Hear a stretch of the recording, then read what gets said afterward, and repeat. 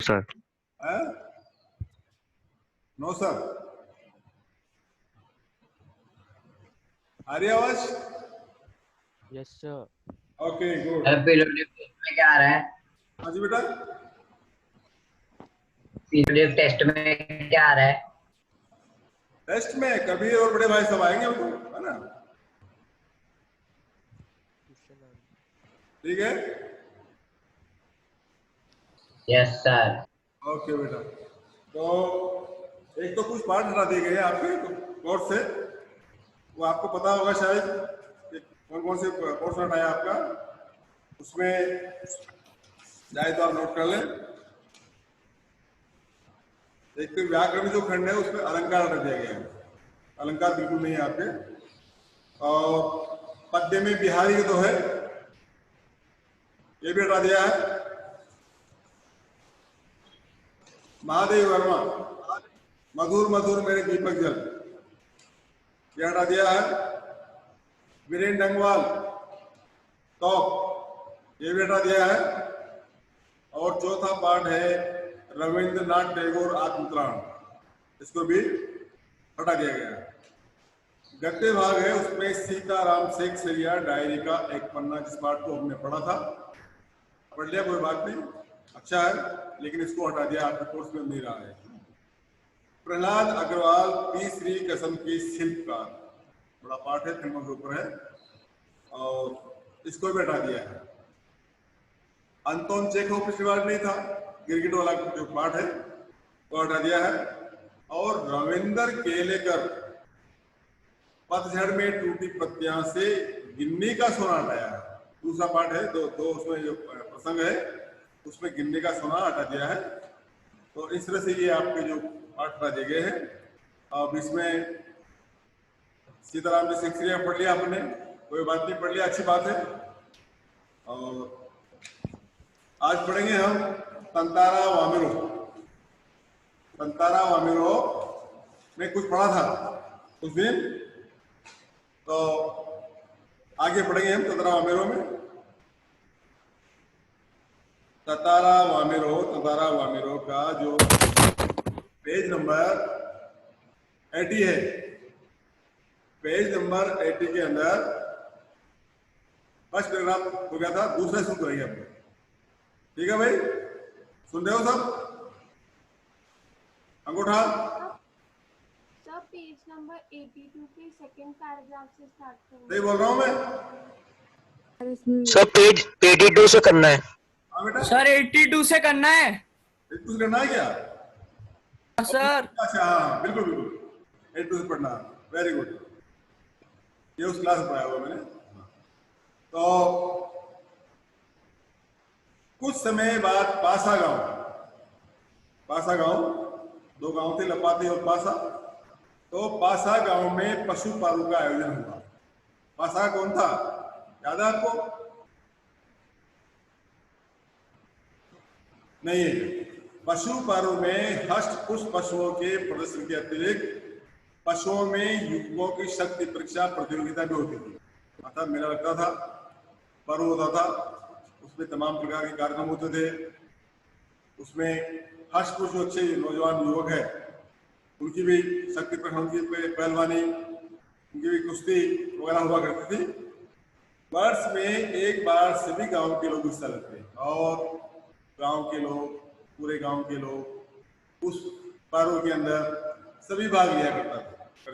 और क्या नाम से जो ततारा है उसको खास तौर से बुलाया जाता था सब जगह। इससे पहले पढ़ा हमने कि आस पास के गाँव के लोग जो उसको आमंत्रित करते थे, और उस आमंत्रण में ततारा जाया करता था, तो ततारा भी गया था। बाद में नृत्य संगीत, शाम को जो समय होता है, जैसे अपने छोटा मेला लगता है, दिन में और प्रकार के कार्यक्रम होते हैं, और शाम को नृत्य होता है, संगीत होता है, गाना होता है, बजाना होता है, और भोजन का भी आयोजन होता है। सब सामूहिक भोजन बनता था, सामूहिक भोजन भी एक साथ किया करते थे वहां पर।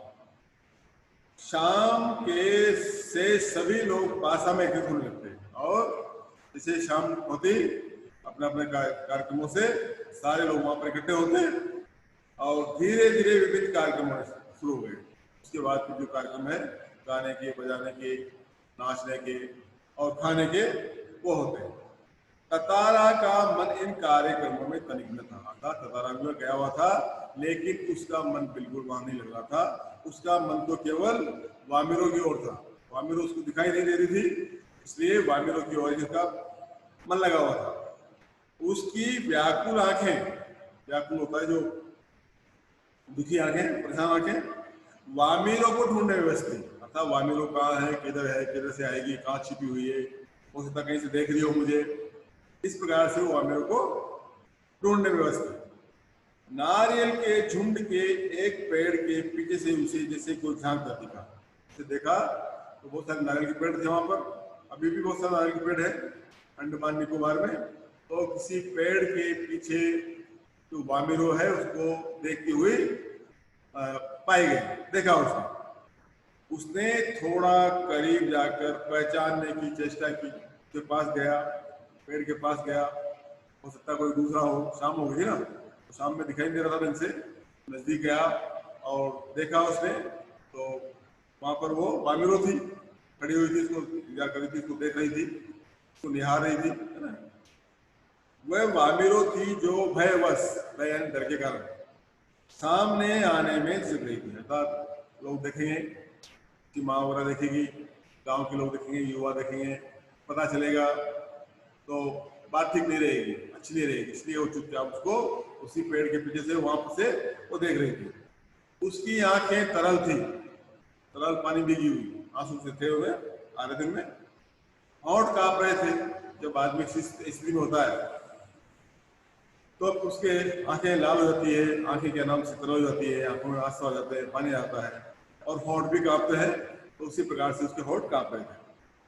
ततारा को देखते हुए फूट कर रोने लगी, जैसे ततारा उसको दिखा, ततारा पास गया और वो जोर जोर से उसको उसके सामने ही रोने लगे। ततारा विह्वल था, व्याकुल था, क्या करे क्या नहीं करे, पकड़े उसको या चुप करे उसको, कुछ नहीं कर पाया। उससे कुछ बोलते ही नहीं बन रहा था, अर्थात वो केवल देख रहा था उसको ऐसे प्रेम की अवस्था में, प्यार की अवस्था में, उसके हाथ पे कुछ काम कर नहीं रहे थे, चल नहीं रहे थे, और वह केवल उसको देखता रहा और बोल भी नहीं रहा था, बोल भी नहीं रहा था, उससे बात भी कर रहा था। वो रोने की आवाज लगातार ऊंची जा रही थी, अर्थात जो ततारा वामिरो है वो जोर जोर से रो रही थी और उसकी जो रोने की आवाज है बहुत दूर तक फैल रही थी ताकि लोग सुन ले, ऐसी आवाज उसकी वहां से निकल रही थी। ततारा किम कर्तव्य विमूढ़ था, किम कर्तव्य विमूढ़, क्या करे क्या नहीं करे, किम क्या कर्तव्य, कौन सा काम करें, विमूढ़ बुद्धि का क्या नाम से मृत्यु जाना, तो वो ऐसा था क्या करे क्या नहीं करे, इस स्थिति में था। वामिरों के रुदन स्वरों को सुनकर उसकी माँ वहां पहुंची और दोनों को देखकर आग बबूला हो गई, अर्थात जब वामिरो रोए तो वामिरों के रोने के क्या नाम, हाँ, तो उसकी जो माँ ने उसकी आवाज सुनी रोने की और वो भी उसके पास दौड़ी हुई चली आई और दौड़ी आकर के वो आग बबूला हो गई, गुस्से में हो गई, ततारा पर काफी गुस्सा किया उसने, उसको कुछ सुनाया, बोला उसको कुछ शब्द कहे, तो इस प्रकार से वहां एक खेल चल रहा था। सारे गांव वालों की उपस्थिति में ये दृश्य उसे अपमानजनक लगा और जब मेला लग रहा था, मेले में गांव के लोग आते हैं, ऐसी स्थिति में उसको ये स्थिति अपमानजनक लगी, ठीक नहीं लगी कि वहाँ लोगों के सामने, पब्लिक के सामने से बेइज्जती हुई। इस बीच गांव के कुछ लोग भी वहीं पहुंच गए और देखते उसी गांव के जो कुछ लोग थे वो भी वहां पर एकत्रित हो गए, वहां चले गए, पहुंच गए और ये सारा दृश्य वो देखने लगे। वामिरों की माँ क्रोध में ऊपर उठी, अर्थात बहुत गुस्सा आया, बहुत गुस्सा किया उसने ततारा पर, बहुत ही नाराज हुई, उसको उल्टा सीधा सुनाया, कुछ बोला उसको, उसे ततारा को तरह तरह से अपमानित किया, बोल करके, कुछ अपशब्द बोल करके और अपनी वाणी से उसको ततारा को अपमानित किया।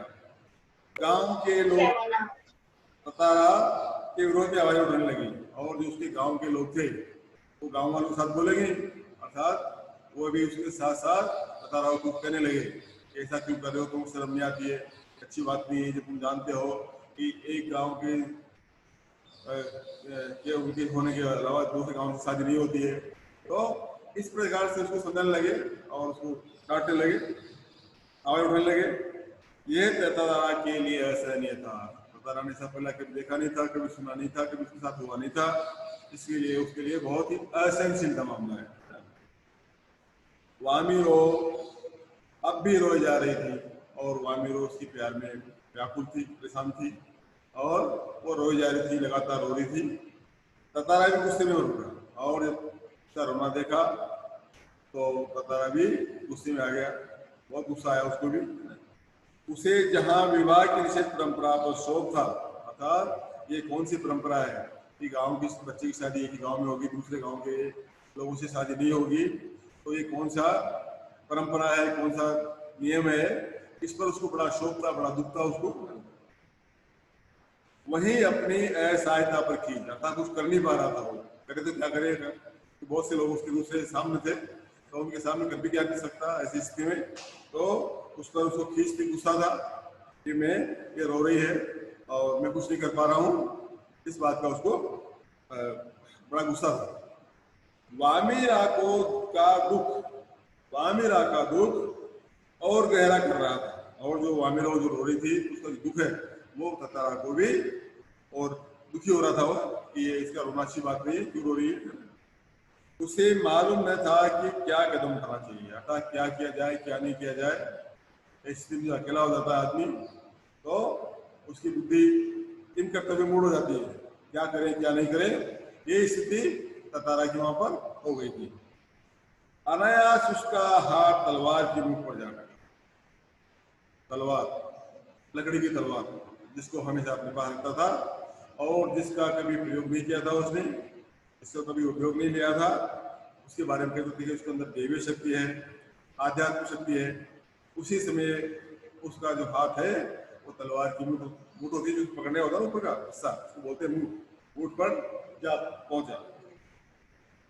क्रोध में उसने तलवार निकाली, गुस्सा आया और गुस्से के अंदर से तलवार निकाल ली और कुछ विचार करता रहा, कुछ सोचता रहा क्या करे, किसको मारे उससे तलवार से, वो किसको घोंपे, विचार करता रहा। क्रोध लगातार अपनी तरफ बढ़ रहा और उसका जो क्रोध है जैसे आग लगती है ना, आग बढ़ती है, वैसे ही उसके हृदय में अग्नि की तरह क्रोध उसका बढ़ता जा रहा था।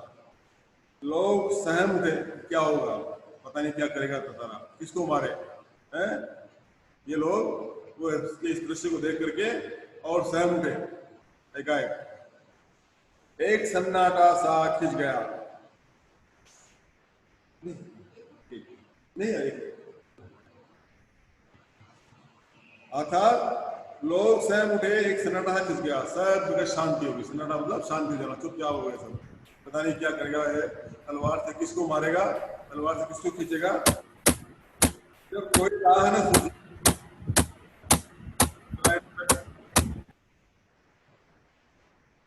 जब कोई राह न सूझी तो क्रोध का शमन करने के लिए उसमें शक्ति से धरती में घोंप दिया।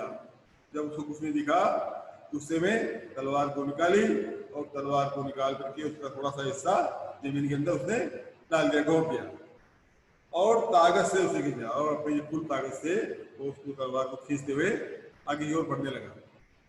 वह पसीने ना उठा था, उसको बहुत क्रोध तो था ही, क्रोध के साथ साथ तलवार द्वारा उसको खींचना, और तलवार जब खींचेगा तो उसको पसीना आएगा उसके मन के कारण, तो पसीने से भी ना उठा, है ना।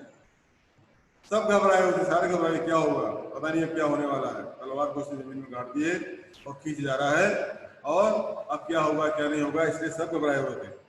वह तलवार को अपनी तरफ खींचते खींचते दूर तक पहुंच गया और तलवार को खींचते हुए वह जमीन में और काफी दूर तक वह आगे निकल गया, पहुंच गया। वह हाँफ रहा था, थक गया था और परिश्रम से, मेहनत से हाँफ रहा था, उसके अंदर सांस भर गई थी। अचानक जहां तक लकीर खींच गई थी, अर्थात जहां तक लकीर खींची वहां एक दरार होने लगी, वहां बड़ा सा छेद, बड़ा सा दरार सी हो गई। जहां पर उसने तलवार डाली, तलवार खींचता हो गया, वहां पर दो टूक हो गए, उसके दरार हो गई, दो भाग हो गए उसके ना। मानो धरती दो टुकड़ों में बटने लगी हो, और ऐसा लगा जैसे जमीन दो भागों में, दो टुकड़ों में बट गई हो। एक रड़ार सी जूझने लगी और लकीर की सीध में धरती फटती जा रही थी। जैसे जैसे लकीर जा रही थी, जैसे तलवार खींच रहा था, वैसे धरती दो भागों हो जा रही थी, दो भाग उसके दो टुकड़े होते जा रहे थे, धरती फट रही थी। द्वीप के अंतिम सिरे पे ततरा धरती को मानो क्रोध से काटा जा रहा था, और उसका क्रोध बहुत तेज था, गुस्सा आ रहा था, और उस गुस्से के कारण वो क्या नाम से उसको खींचा हो जा रहा था, और खींचते हुए जा रहा था। तो जहां तक गया वहां तक धरती फट गई, दो भाग हो गए। सभी भयाकुल हो गए, डर गए, सब घबराए हुए थे। लोगों ने ऐसे दृश्य कल्पना नहीं किया था, लोगों ने सोचा नहीं था कि ऐसा हो जाएगा, जमीन से फट जाएगी, जमीन के दो भाग हो जाएंगे, तलवार इतनी ताकतवर निकलेगी। अर्थात ताकत का जो तलवार की जो ताकत है, तलवार का जो वो है, उनको फिर सुनाई दिया। वे सिहर उठे, उधर वामिरो फटती हुई धरती के किनारे चीखती हुई दौड़ती रही थी, और वामिरो भी पीछे पीछे ततारा के पीछे पीछे दौड़ती हुई जा रही थी। जैसे तलवार जा रही थी, जैसे वो जमीन के दो टुकड़े हो रहे थे, उसी टुकड़े के साथ साथ वो ततारा भी आगे जा रहा था, और उसको आवाज लगा रही थी, चिल्ला रही थी, ततारा ततारा ततारा, इस प्रकार से आवाज लगाते हुए उसके पीछे पीछे वो जा रही थी। उसकी करुण चीख मानो गड़गड़ाहट में डूब गई, और जो आवाज आ रही थी, जो धरती फटी, उसकी आवाज से उसकी जो आवाज है वो दब गई थी। ततारा दुर्भाग्य और दूसरी तरफ था, ततारा आगे था, दूसरी तरफ था, दूसरी भाग में था। द्वीप के अंतिम सिरे तक धरती को चाहता, तो जैसे ही अंतिम छोर पर पहुंचा, वह तो लास्ट जहां तक पहुंचा, द्वीप दो टुकड़ों में विभक्त हो गया। जो वहां का द्वीप है वो दो भागों में बट गया, दो भागों में विभक्त हो गया, दो टुकड़े हो गए उसमें। एक तरफ ततारा था और दूसरी तरफ उस छोर पर तो ततारा खड़ा था, और इधर वाले छोर पर वामिरो खड़ी थी। वो ततारा जैसे होश में आया, जैसे उसका गुस्सा ठंडा हुआ, जैसे उसके मन में शीतलता आई, उसने देखा उसकी तरफ का दीप समुद्र में धस गया। उसने देखा कि जहाँ से उसने को खींचा, जहाँ से दीप बना, वो समुद्र के नीचे चला गया। वो छटपटाने लगा, गुस्सा आया, सॉरी छटपटाने मतलब व्याकुल हो गया वो, और उसने छलांग लगाकर दूसरा सिरा थामना चाहा, किंतु पकड़ रही थी। उसी गुस्से में उसने अपने छलांग लगा करके और दूसरे सिर को पकड़ा, लेकिन वो पकड़ ढीली हो गई और वो आगे निकल गया। वह नीचे की तरफ फिसलने लगा, वह लगातार समुद्र की सतह की तरफ फिसल रहा था। उसके मुंह से सिर्फ एक ही चीज उबर रही थी, वामिरो वामिरो वामिरो वामिरो। उधर वामिरो भी ततारा ततारा ततारा कर रही थी, दोनों एक दूसरे को पुकार रहे थे। वो ततारा ततारा कर रही थी और उधर वो वामिरो वामिरो कर रहे थे। एक इस छोर पर, एक उस छोर पर, दोनों किनारे अलग अलग थे। ततारा लहूलुहान हो गया, पसीने में और के नाम से खींच लिया, वो लहूलुहान हो गया, वह अचेत होने लगा है, और कुछ देर बाद उसे कोई होश नहीं रहा। थोड़ी देर बाद उसको बेहोश हो गया, होश नहीं रहा। वह कटे हुए द्वीप के अंतिम भूखंड पर पड़ा हुआ था। जब द्वीप कट गया, उसका जो अंतिम भूखंड था, सिरा था, वहां पर पड़ा हुआ था, जो कि दूसरे हिस्से से संयोग जुड़ा हुआ था। बहता हुआ ततारा कहाँ पहुंचा ये पता नहीं, बाद में उसका क्या हुआ कोई नहीं जानता। पता कहाँ गया, इधर बाहर, ये किसी को पता नहीं है, कहाँ चला गया। इधर वामिरो पागल हो गई, और उसके प्यार में, उसके अभाव में, उसके वियोग में जो वामिरो है वो भी पागल हो गई।